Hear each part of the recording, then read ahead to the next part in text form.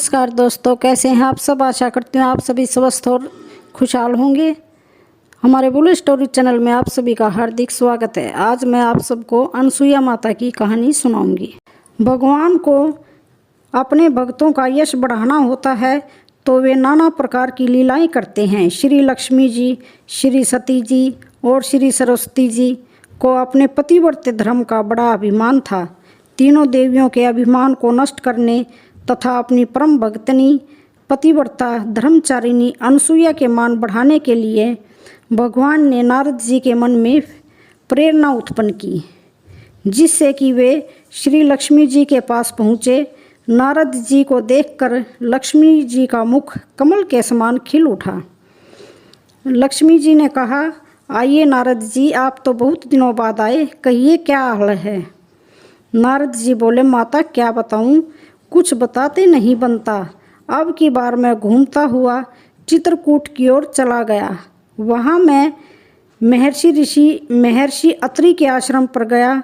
माता, मैं तो महर्षि की पत्नी अनसुईया जी का दर्शन करके धन्य हो गया।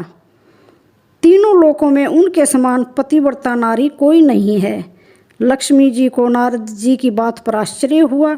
उन्होंने पूछा, नारद, क्या वह मुझसे भी बढ़कर पतिव्रता है।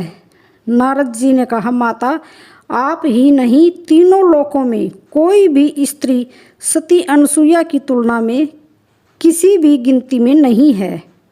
इसी प्रकार देवर्षि नारद ने माता पार्वती एवं माता सरस्वती के पास जाकर उनके मन में सती अनसुईया के प्रति यही भाव जगा दिया। अंत में तीनों देवियों ने त्रिदेवों से हट करके उन्हें सती अनसुईया के अस्तित्व की परीक्षा लेने के लिए आग्रह किया। ब्रह्मा, विष्णु तथा महेश महर्षि अत्रि के आश्रम पर पहुँचे। तीनों देव मुनि वेश में थे। उस समय महर्षि अत्रि अपने आश्रम में नहीं थे। अतिथि के रूप में आए हुए त्रिदेवों का सती अनसुईया ने स्वागत सत्कार करना चाहा, किंतु त्रिदेवों ने उसे अस्वीकार कर दिया।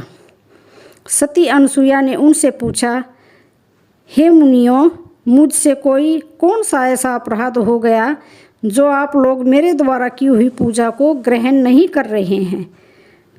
तो मुनियों ने कहा, हे देवी, यदि आप निर्वस्त्र होकर हमें भोजन देंगी तो हम आपके यहाँ भिक्षा ग्रहण करेंगे। यह सुनकर सती अनसुईया सोच में पड़ गई।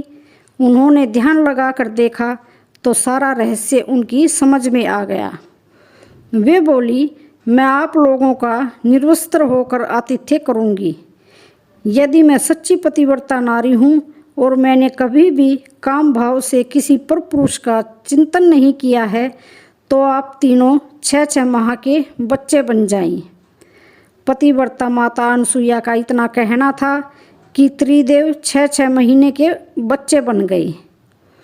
माता अनसुईया ने निर्वस्त्र होकर उन्हें अपना स्तनपान कराया और उन्हें पालने में खेलने के लिए डाल दिया। इस प्रकार त्रिदेव माता अनसुईया के वात्सल्य प्रेम के बंदी बन गई। उधर जब तीनों देवियों ने देखा कि हमारे पति तो आए ही नहीं, तो वे चिंतित हो गई। अंत में तीनों देवियां अपने पतियों का पता लगाने के लिए चित्रकूट गईं। संयोग से वहीं नारद जी से उनकी भेंट हो गई। त्रिदेवियों ने उनसे अपने पतियों के बारे में पूछा। नारद जी ने कहा कि वे लोग तो आश्रम में बालक बनकर खेल रहे हैं। त्रिदेवियों ने अनसुईया जी से आश्रम में प्रवेश करने की आज्ञा मांगी। अनसुईया जी ने उनसे उनका परिचय पूछा। त्रिदेवियों ने कहा, हे माता जी, हम तो आपकी बहुएं हैं, आप हमें क्षमा कर दें और हमारे पतियों को लौटा दें। अनसुईया जी का हृदय द्रवित हो गया।